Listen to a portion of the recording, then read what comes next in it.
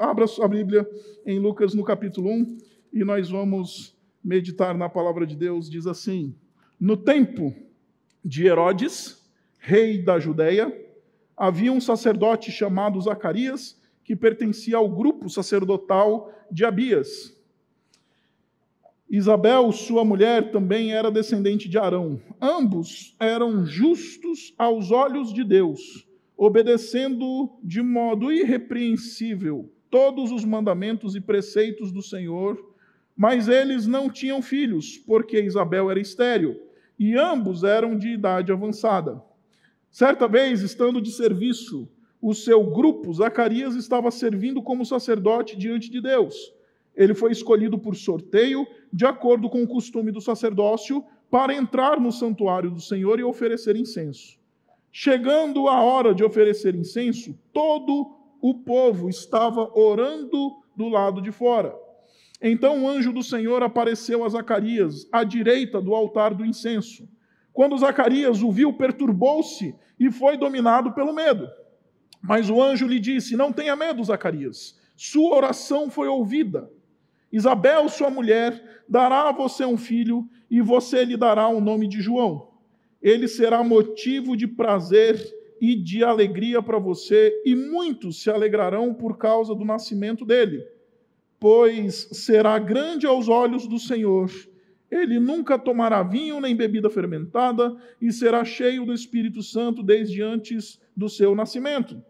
Fará retornar muitos dentre o povo de Israel ao Senhor, o seu Deus, e irá adiante do Senhor no espírito e no poder de Elias, para fazer voltar o coração dos pais a seus filhos e os desobedientes à sabedoria dos justos, para deixar um povo preparado para o Senhor. Zacarias perguntou ao anjo: como posso ter certeza disso? Sou velho e minha mulher é de idade avançada. O anjo respondeu: sou Gabriel, o que está sempre na presença de Deus. Fui enviado para transmitir a você estas boas novas. Agora você ficará mudo, não poderá falar até o dia em que isso acontecer, porque não acreditou em minhas palavras, que se cumprirão no tempo oportuno. Enquanto isso, o povo esperava por Zacarias, estranhando sua demora no santuário. Quando saiu, não conseguia falar. O povo percebeu então que ele tivera uma visão no santuário. Zacarias fazia sinais para eles, mas permanecia mudo.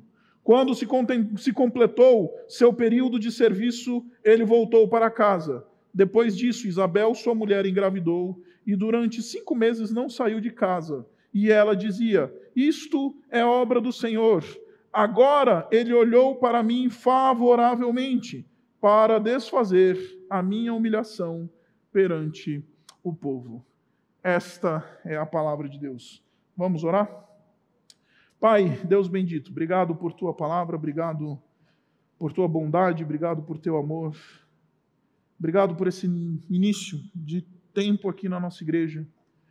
Pedimos que o Senhor trabalhe de maneira especial em nossos corações, enquanto meditamos na doutrina da encarnação e crescemos. E, Pai, trata, consola os nossos corações na medida em que precisamos de consolo. Exorta aqueles que precisam de exortação. Admoesta com liberdade o teu espírito. E, acima de todas as coisas, opera para que a tua igreja possa crescer e amadurecer à imagem do teu Filho Jesus. Nós somos gratos por Jesus, nele nós oramos. Amém.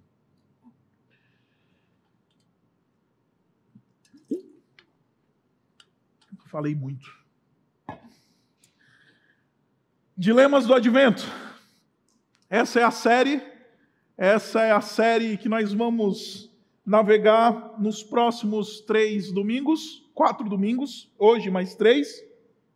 E nós vamos conversar sobre alguns personagens que aparecem nessa narrativa dos evangelhos, quando os evangelhos nos apresentam as cenas que marcaram o nascimento do nosso Senhor. 4 personagens aparecem aqui, e esses personagens eles são interessantíssimos, porque eles são gente como a gente.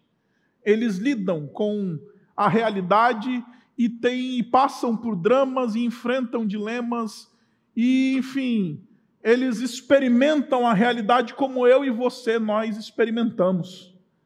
Cada um destes personagens, eles têm muito a nos ensinar, e mais do que isso, eles vão nos ajudar a compreender de uma maneira mais aprofundada justamente esta grande mensagem do Natal que fala que Deus se fez homem, habitou entre nós, veio, encarnou no ventre da Virgem e viveu uma vida que eu e você jamais seríamos capazes de viver, uma vida perfeita que eu e você seríamos...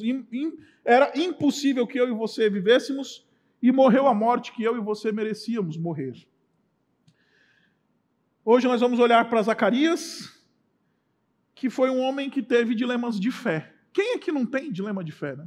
Quem é que não tem crise na medida em que passa por essa vida e questiona eventualmente eventos que interpelam a maneira como a gente crê ou os elementos da nossa fé? Depois nós vamos olhar para Maria, que enfrentou um dilema da realidade, enquanto Zacarias, ele não teve condição de crer na mensagem que recebeu do anjo. Maria até creu, quando descobriu que seria a mãe do Salvador.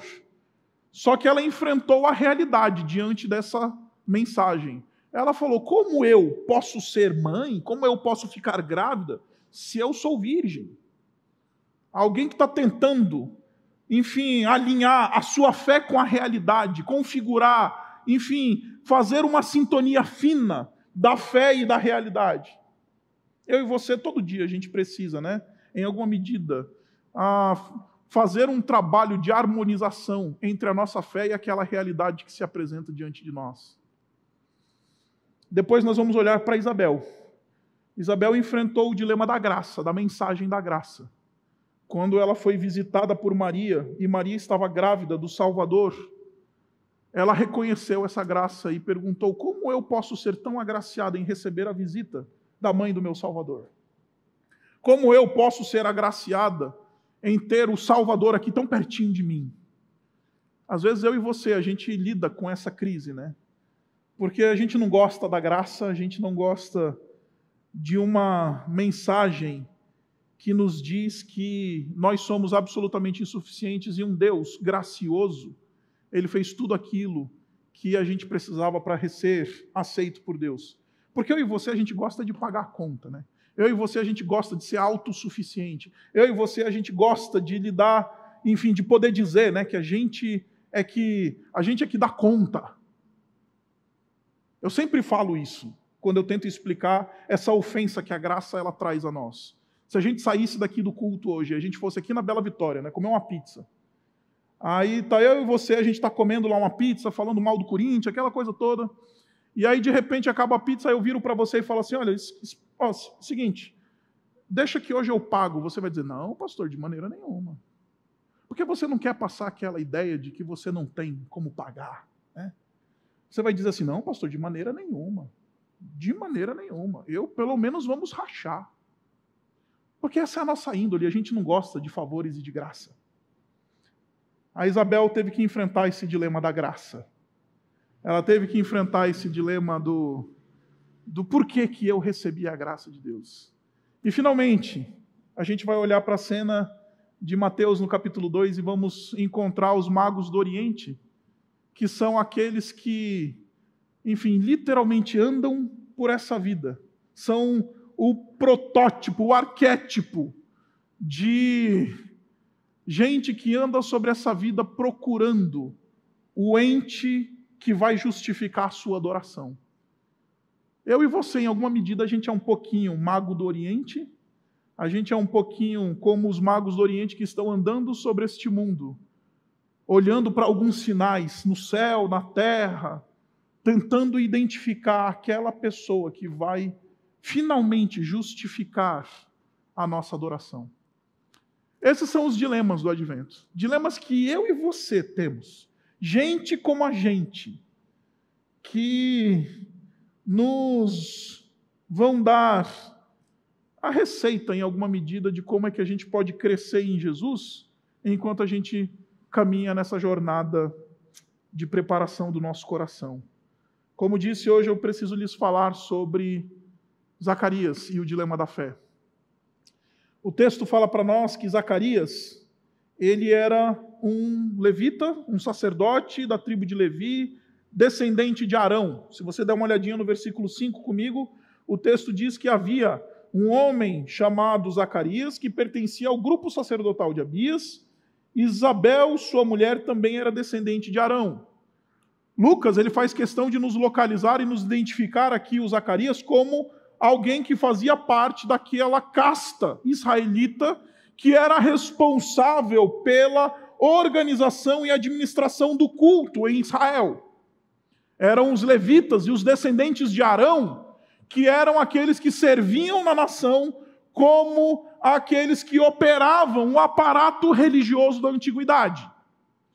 Zacarias era um homem experimentado. O texto no versículo 7 fala para a gente que ele era um homem de idade avançada, ou seja, muitos anos de ministério. Alguém que já tinha servido, era alguém experimentado na jornada. Alguém que, não somente isso, não somente alguém que pertencia a uma casta especial dentro de Israel, mas alguém reconhecidamente justo e piedoso. O versículo 6 diz para nós assim: ambos, tanto o Zacarias quanto Isabel, sua mulher, eram justos aos olhos de Deus.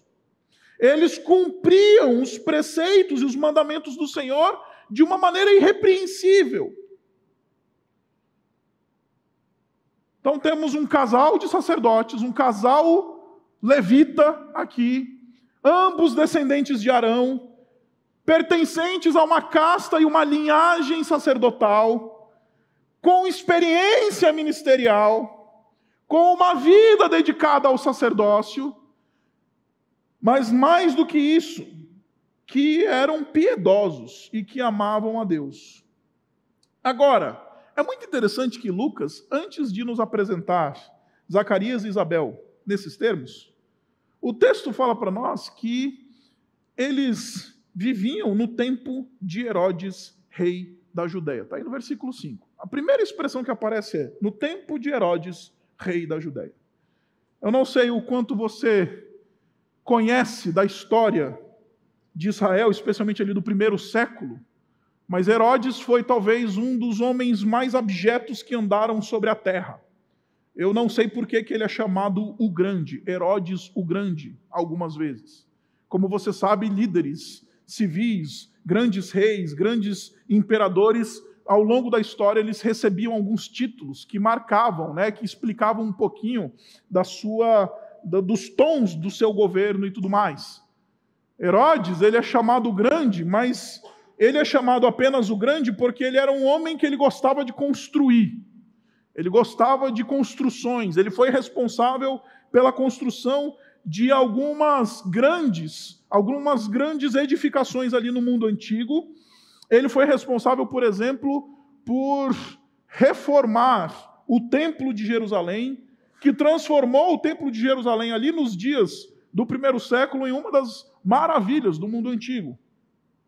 Ele gostava de construção, ele gostava de demonstrar o seu poder por meio dos edifícios que ele construía, mas era um homem absolutamente abjeto, melindroso, sanguinário, violento, a ponto de executar membros da própria família, inclusive alguns filhos, simplesmente porque estava desconfiado de que a sua família estava fazendo uma trama para puxar o tapete dele. Por causa disso, um ditado se tornou muito conhecido nos dias da antiguidade, que falava que era melhor ser o porco de Herodes do que ser filho dele. Era melhor ser porco de Herodes do que ser filho de Herodes. Porque o que esse homem tinha de aptidão para construções, para edificações, para, enfim, fazer essas coisas grandes que esses grandes governantes faziam, ele também tinha de sanguinário, mau, vil, absolutamente violento, que oprimia o povo de uma maneira absolutamente abjeta. E são estes os dias em que Zacarias e Isabel estão vivendo. É nesse contexto que está vivendo Zacarias e Isabel. Nesse tempo de crise. Sabe quando o dólar sobe a R$6? Aí a gente entra em crise, né? Aí a crise, às vezes, a crise externa, ela às vezes parece que vira uma justificativa para uma falta de piedade interna, né? A gente olha para o mundo que está caindo, desmanchando ao nosso redor, muitas vezes, e a gente fala, o dólar está R$6, né? Acho que, não, sabe, na hora de declarar o imposto de renda, a gente dá uma arrumada nos zeros, né? A gente faz aqueles movimentos, enfim, porque a gente tenta olhar para a sociedade ao nosso redor, a gente vê as crises que estão acontecendo ao nosso redor, crise financeira, crise moral, né? Tá todo mundo, enfim, jogando no ralo o casamento, está todo mundo, enfim, vivendo uma vida absolutamente, enfim, destituída de qualquer valor, então eu também deixo a vida me levar, né? É interessante que o texto fala para nós que é justamente nos dias de Herodes, que está lá sobre a terra, Zacarias e Isabel, e eles levam a sério a sua vida com Deus, ainda que o seu ambiente externo seja um ambiente absolutamente convidativo para a impiedade e para desprezo das coisas de Deus. É possível, meus irmãos, viver de maneira piedosa, andando num mundo de crise, andando num mundo quebrado, andando num mundo que todo dia nos convida a desonrar o Senhor. É possível. Quer seja crise financeira, quer seja crise moral, quer seja crise civil e social, quer seja crise até espiritual. Como você sabe, o mundo evangélico tem crescido exponencialmente, em termos de quantidade, mas tem definhado em termos de qualidade, né? Hoje em dia, até as nossas igrejas, hoje em dia, muitas vezes estão nos convidando a viver uma vida de iniquidade, patrocinando e justificando uma vida de iniquidade. Interessante que o texto fala para nós que Zacarias e Isabel, apesar do contexto, apesar da perseguição, apesar da crise que está acontecendo do lado de fora de casa, eles são gente que levam a sério as coisas de Deus. Mas não somente são gente que levam a sério as coisas de Deus, apesar do que está acontecendo externamente, eles são gente que levam a sério as coisas de Deus, apesar das coisas que estão acontecendo dentro do coração. Porque o texto fala para nós que, versículo 7, eles não tinham filhos, porque Isabel era estéril, e ambos eram de idade avançada. Nós estamos falando aqui, meus irmãos, de um casal marcado pela dor. Gente marcada pelo sofrimento. Gente que viveu uma vida, porque o texto fala para nós que aqui eles já estão em idade avançada. Ou seja, gente que viveu uma vida marcada por dor e pesar, angústia, frustração. Gente que orava e Deus aparentemente não respondia. E vamos ser honestos, meus irmãos, quando a gente está passando por essas situações dolorosas em nossa vida, de frustração e de angústia, nós também somos convidados a relativizar o nosso relacionamento com Deus. Vamos ser honestos. Já que Deus não está respondendo aqui as minhas orações, já que Deus não está fazendo nada, aparentemente não está fazendo nada, então deixa eu dar o meu jeitinho, né? Deixa eu fazer aquilo que me convém. Deixa eu viver da maneira como eu acho que eu gostaria de viver. Porque acredite, Zacarias e Isabel, eles não estão lidando somente com um mundo quebrado ao seu redor, que lhes convida a uma vida de impiedade. Eles estão lidando com dores e angústias que muitas vezes vão lhes fazer perder a fé, que vão lhes fazer eventualmente questionar o seu Deus. Você consegue imaginar a dor desse casal? Anos a fio servindo ao Senhor. Anos a fio servindo ao Senhor em piedade. E anos a fio carregando a marca da esterilidade.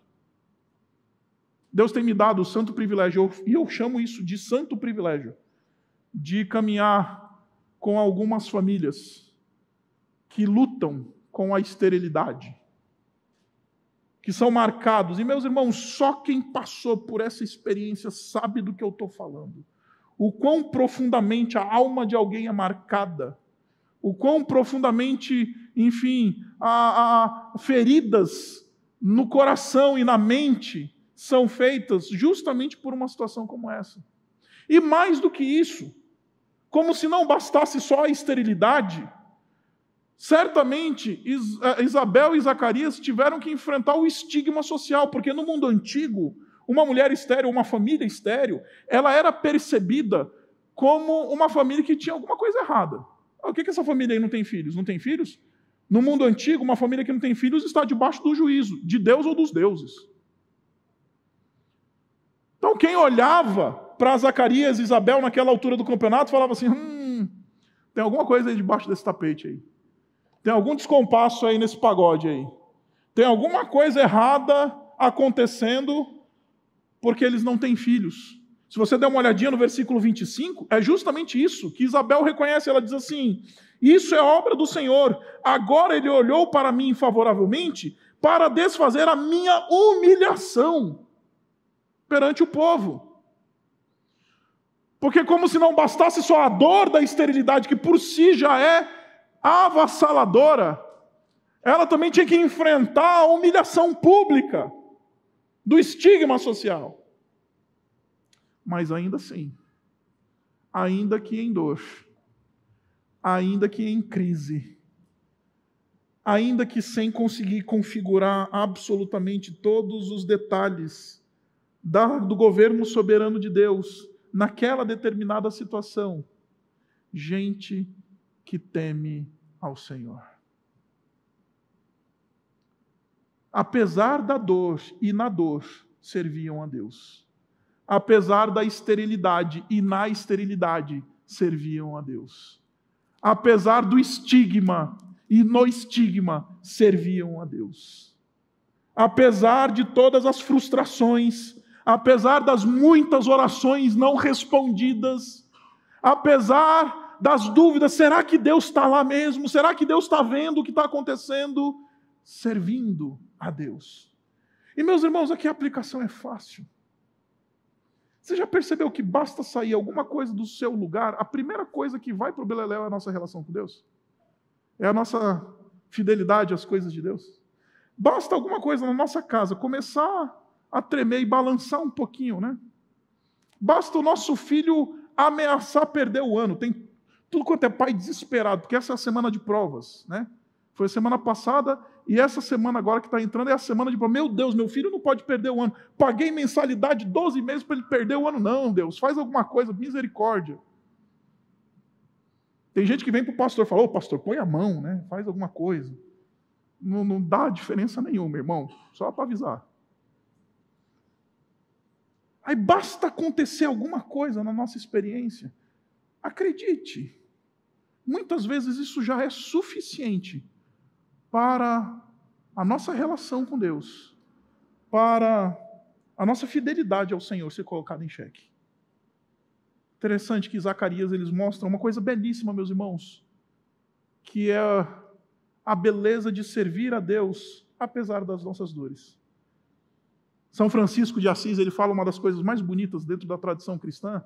Ele fala que, no final das contas, se isso é verdade, isso que eu estou apresentando a vocês, o cristianismo, então, nada mais é do que uma comunidade de feridos que curam. Gente que está marcada pela sua experiência, gente marcada pelas suas dores, gente marcada pelo seu trauma, gente marcada por suas angústias, mas isso não os impede de ser gente que serve ao Senhor e que, enfim, leva cura para as dores, porque é impressionante ver como as nossas dores, elas nos fazem sensíveis às dores dos outros, muitas vezes. E aí Deus, muitas vezes, ele permite que essas coisas aconteçam na nossa vida, meu irmão e minha irmã, justamente para isso, para que a gente seja como Jesus. Eu não sei se você já foi instruído nisso, mas você sabia que no corpo da glória do Senhor Jesus Cristo, Jesus escolheu, ele escolheu preservar as suas cicatrizes? Quando a gente encontrar o Senhor Jesus Cristo na ressurreição, a gente vai encontrar Jesus e Jesus ele vai ter as suas marcas. Se o nosso Deus é um Deus ferido que cura, os seus discípulos precisam ser gente ferida que cura. Em outras palavras, Zacarias e Isabel eles estão dando aqui uma lição belíssima de redenção dessas angústias que a gente passa na nossa vida, desses dilemas que a gente passa na nossa vida. Estava conversando com um casal da nossa igreja que, infelizmente, está passando justamente por esse dilema da esterilidade. E em dor, eles dizendo, pastor, a gente vai assumir o compromisso, já que a gente não consegue gerar filhos biológicos, a gente vai assumir um compromisso com Deus de gerar filhos espirituais. Isso é gente ferida que cura. Isso é gente que entendeu que essas cenas difíceis, essas situações difíceis que acontecem na nossa vida, elas não podem ser razão para que a gente deixe de ser fiel a Deus e deixe de se envolver com as coisas do Senhor. Pelo contrário, somos absolutamente convidados a servir ao Senhor e ser fiéis a Ele, ainda que seja no meio das nossas dores e das nossas angústias. Como você sabe, eu passei por um princípio de burnout no ano passado. Você lembra? Fiquei de licença. E eu me lembro que, enfim, uma coisa que aconteceu na minha vida foi que eu me peguei mudando um pouquinho os meus afetos. Eu que sempre fui aquela pessoa para cima, sabe, de uma índole sempre positiva. Os psicólogos aí que estão aí, eu sempre fui aquele que enxergava o copo meio cheio, não meio vazio. E aí eu sempre fui aquela pessoa antes do burnout para cima. Positivo em relação à vida, etc. Depois do burnout, eu me peguei melancólico, meus irmãos chorando à toa. Hoje o meu default, estou lhes falando de um momento meu hoje, o meu default não é para cima, é para baixo. O meu natural hoje é aquela coisa do estar para baixo. E durante muito tempo, nesse processo de me libertar desse burnout, eu ficava assim, Senhor, me cura! Orava, Senhor, trata a minha melancolia. Eu não quero ser esse homem que chora de graça. Eu não quero ser essa pessoa assim, para baixo. Eu não quero ser assim. Eu tenho uma igreja para pastorear. O povo precisa de mim, um pastor inspirador, que vem para cima, aquele pastor que anima, né? que chama para cima e etc. Era isso que eu queria. Até que Deus começou a me incomodar. E eu voltei para a palavra de Deus e voltei para os estudos da melancolia na palavra de Deus e na história da igreja. E aí comecei a perceber na Bíblia gente como Moisés, marcado pela melancolia. Gente como Davi, absolutamente melancólico, ferido no coração, passou tremendas injustiças. Gente como o profeta Elias, o maior dos profetas do Antigo Testamento depois de Moisés, Elias, era um homem absolutamente melancólico, desejou a morte um dia. Falou, Senhor, se eu sobrou, eu me mata. Paulo, o apóstolo, absolutamente melancólico e marcado pela sua jornada. Aí eu fui começar a estudar um pouquinho a história da igreja. Encontrei gente como Agostinho, Santa Teresa d'Ávila. Encontrei na história da igreja gente como, enfim, Charles Spurgeon. Gente marcada pela dor, mas apesar da dor, servindo a Deus. Apesar da dor, comprometido com o Evangelho. Apesar da dor, apesar da crise, apesar da oração não respondida, absolutamente fiel ao Senhor. Qual que é a crise que você está passando? Depois de estudar essas coisas, sabe qual que eu comecei a fazer? Eu parei de pedir cura. Aí eu falei, Senhor, eu não quero mais ser curado, não. Eu te peço que o Senhor me use. Já que você usou tanta gente aí nesse mundão, desse jeito, mais para baixo, meio quebrado, meio sem ânimo muitas vezes, então me usa. Me usa quebrado do jeito que eu estou. Me usa quebrado do jeito que eu sou. Me usa meio depressivo do jeito que eu ando. E me usa. Parei de pedir cura para Deus. Isso para os triunfalistas do mundo evangélico é o fim, né? Porque como já se viu, meu Deus. Não. Somos uma comunidade de gente ferida que opera, que age para curar. Gente marcada, gente que traz cicatriz, se não no corpo, na alma. Gente quebrada, que Deus quer usar como instrumento de cura, onde quer que a gente chegue. Está em crise, meu irmão? Está doendo? Está se vendo sem esperança? Isso não é razão para você se afastar do seu Deus, ou achar que você não seja útil nas mãos de Deus. Então o texto fala para nós que o Zacarias ele teve a oportunidade da vida. Ele foi sorteado. E deixe-me explicar para você, o versículo 9, ele diz assim, ele foi escolhido por sorteio de acordo com o costume do sacrifício. A tribo de Levi era enorme. Muitos levitas e sacerdotes serviam no primeiro século na operação do culto. A ponto, dizem os estudiosos a nós, que esse serviço ele era em escalas, feito em escalas, e não somente feitos em escalas, mas os sacerdotes que iam servir no templo, na operação do culto, eles passavam por um movimento de sorteio, literalmente, de tanta gente que era.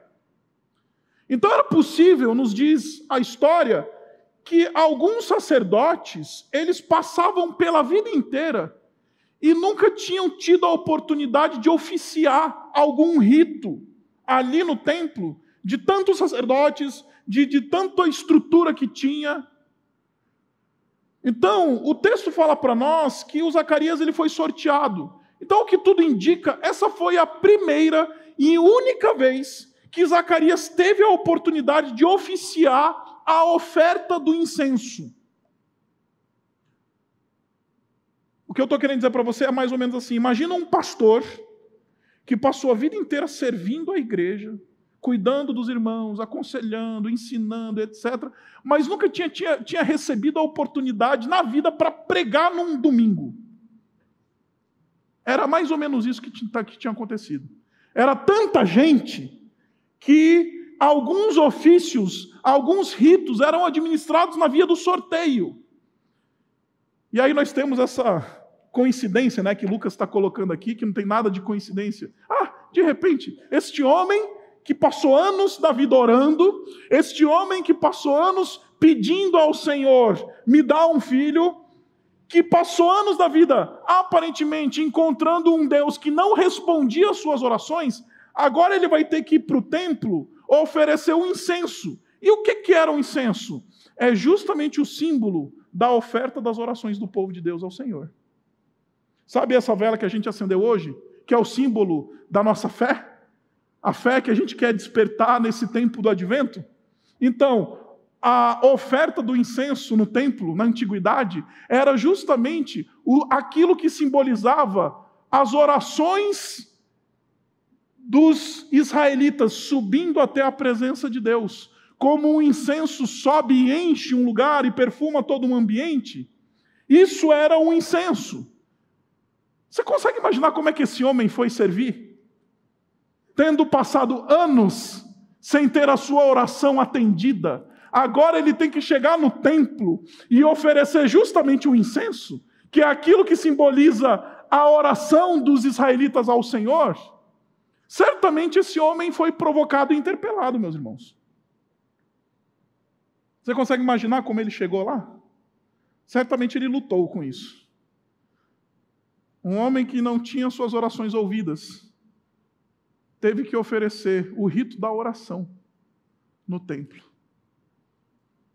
E é justamente nessa ocasião que Deus manda o anjo. E aí você conhece a história? O texto fala para nós que o anjo então diz: Zacarias, Deus ouviu as tuas orações. A tua mulher vai ficar grávida.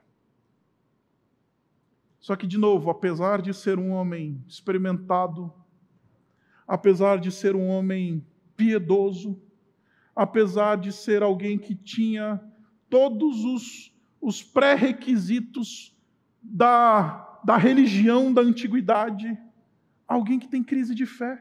Olha só. Ele não consegue acreditar num primeiro momento naquilo que o anjo está dizendo. Ele pergunta, no versículo 18, para o anjo: como posso ter certeza disso? Como é que eu consigo ter certeza? Zacarias está pedindo evidências. Ele está pedindo, olha, me dá evidências de que isso realmente vai acontecer. Porque, querendo ou não, gato escaldado tem medo de água fria, né? São anos orando, né? Sem respostas. Aí, de repente, vem um anjo e fala assim: a tua oração foi respondida, a tua mulher vai ficar grávida. Eu me simpatizo com Zacarias aqui, porque eu faria eu teria essa crise. Eu falei, será mesmo? Depois de tantos anos orando? Será mesmo? Meus irmãos, passar por crise de fé não é um demérito. Eu queria que você saísse daqui hoje sem estar em crise com a crise. Porque passar por crise de fé faz parte. O problema não é passar por crise de fé, o problema é aquilo que nós fazemos com a crise da fé. Passar por momentos em que às vezes a gente não vê a palavra de Deus penetrando profundamente o nosso coração, que a gente não consegue crer tão piamente naquilo que Deus pode fazer na nossa vida, que a gente não consegue configurar, faz parte. O nosso coração incrédulo, ele vai nos expor a essas situações. A crise em si não é o problema. O problema é o que fazemos com a crise. Porque este homem está em crise, e eu quero aprofundar um pouquinho isso daqui, pelo menos por duas razões. A primeira, meus irmãos, é porque certamente Zacarias chegou num ponto de uma automatização religiosa. Porque deixa eu falar uma coisa para você, meu irmão. Zacarias, ele conhecia o Antigo Testamento melhor do que eu e você. Ele sabia das histórias que o Antigo Testamento contava, por exemplo, de Sara, uma mulher estéril que gerou e foi a matriarca da nação de Israel. Ele conhecia a história de Raquel, de Rebeca. Ele conhecia a história da mulher sunamita e de tantas outras mulheres estéreis que foram abençoadas por Deus com a maternidade. Ele é sacerdote, ele sabe. Mas como nesse momento ele aparentemente está se relacionando com essas coisas de uma maneira absolutamente técnica, absolutamente mecânica, isso não entrou no coração. E deixa eu falar uma coisa para mim e para você, esse é o nosso pecado, tá? É o pecado da nossa tradição. Que a gente olha lá para fora e a gente fala assim, não, porque esse povo aí evangélico doido, nós somos batistas reformados, os pastores da igreja batista urbana, todos têm doutorado, mestrado em teologia, e a gente sabe. Então, saber teologia sem um coração aquecido, sem ter tido um encontro verdadeiro com Jesus, é atalho para o inferno. É possível ser PhD e ir para o inferno. É possível ser batista reformado, membro da igreja batista reformado, e fechar os olhos aqui, hoje, e acordar no inferno. Porque a gente às vezes se relaciona assim como Zacarias se relacionava com as coisas de Deus de uma maneira mecânica. A gente acha que a teologia ela é para satisfazer a nossa curiosidade. A gente vai para a palavra de Deus para satisfazer curiosidades, né? A gente fica perguntando, Adão tinha umbigo, né? Já que ele era o primeiro homem? E isso e aquilo. E a gente acha que a palavra de Deus nos foi dada para satisfazer curiosidades teológicas. Já disse Dwight Moody, né? A palavra de Deus não foi dada para a gente para que nos satisfaça as nossas curiosidades teológicas. Ela nos foi dada para transformar o nosso coração. Então esse homem está passando por uma crise de fé, em primeiro lugar, porque aparentemente a sua relação com as coisas que ele conhece, com a palavra que ele conhece, é uma relação mecânica, é sem vida. Quando foi a última vez que você abriu a tua Bíblia em casa e o teu coração ardeu? Fala para mim. Quando foi a última vez que você dobrou os teus joelhos na tua casa, na tua cama, na beira da tua cama, e lágrimas correram nos teus olhos e o teu coração incendiou por amor a Jesus? O Zacarias é gente como a gente. Ele tem os mesmos dilemas que eu e você. Mas não somente isso. O Zacarias, ele carece de evidência. E meus irmãos, vamos ser honestos, ele tem um anjo do Senhor debaixo do nariz dele, e ainda assim ele não consegue crer. Sabe aquele tipo de crente que fala assim, se eu for no culto do milagre, se eu vir uma pirotecnia evangélica gospel, eu vou crer. Conhece esse tipo de gente? O Zacarias tem um anjo debaixo do nariz dele, e ainda assim ele tem problema para crer. Porque pirotecnia evangélica, evento sobrenatural não transforma coração. Você pode passar a vida inteira dentro de igreja do milagre, do poder, do fogo, disso e daquilo, e você pode continuar caminhando para o inferno a passos largos. O homem tem um anjo debaixo do nariz dele. E ele continua em crise de fé. Porque a gente fica naquela, né, Senhor, se coisas extraordinárias acontecerem na minha vida, se eu ver lá o irmãozinho lá da igreja, que vem de cadeira de roda para a igreja, ele sair da cadeira de roda, se eu for lá no culto dos milagres, lá no show da fé, lá no sei o quê, não sei o quê, se eu ver alguma coisa, então eu vou crer. Não. Porque sinal é para o incrédulo. Porque essas coisas não convertem corações. O Zacarias ainda assim continua perguntando como posso ter certeza disso. Por causa disso, ele foi disciplinado por Deus através do anjo. O anjo chama o Zacarias e fala, Zacarias, já que você não consegue crer, então eu vou te tirar o privilégio de poder anunciar as bênçãos que Deus está fazendo na tua vida. Eu vou te tirar. Às vezes a gente perde esse privilégio, meu irmão e minha irmã, por causa da incredulidade. Os que já passaram pela bênção de ter filhos, eles sabem que alegria que é poder chegar para amigos e compartilhar e dizer assim, olha, estamos grávidos. Olha, Deus tem feito grandes coisas. Já que você não consegue crer que Deus pode fazer grandes coisas na tua vida, Zacarias, eu vou tirar de você o privilégio de você dizer as grandes coisas que Deus está fazendo na tua vida. E Zacarias só abriu a boca de novo quando o filho dele nasceu. Quando ele viu a evidência, ele viu o negócio acontecendo. Mas a verdade, meus irmãos, é que o dilema de Zacarias ele não foi curado com o nascimento de João Batista.